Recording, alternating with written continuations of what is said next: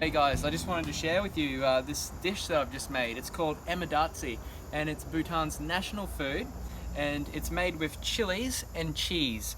There's a few other ingredients mixed in there as well, but this is actually a vegan version that I've made, so I want to share that recipe with you and share this plant. This is the chili plant that came from Bhutan, and I've saved seed from that, and this is the second generation of plant, and I've had them growing in my vertical garden to some success, but I've also had them growing out in a bigger pot out in my bigger garden, and I got a really good harvest. I'm just going to taste that for the first time.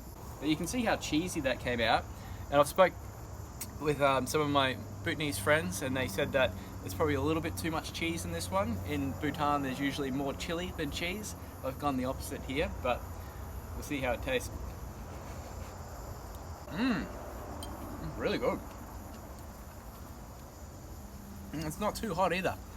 I did take out a lot of the seeds. It's still got some kick. It's still pretty hot, but not as hot as I was expecting. So you can remove some of the seeds so you're not getting it as hot. Oh, that's so delicious. So these vertical gardens, you can grow chilies in the bottom section, as you can see here.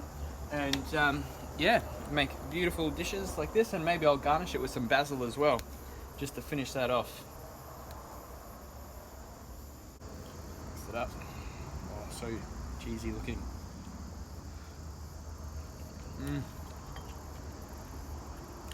Jimbe.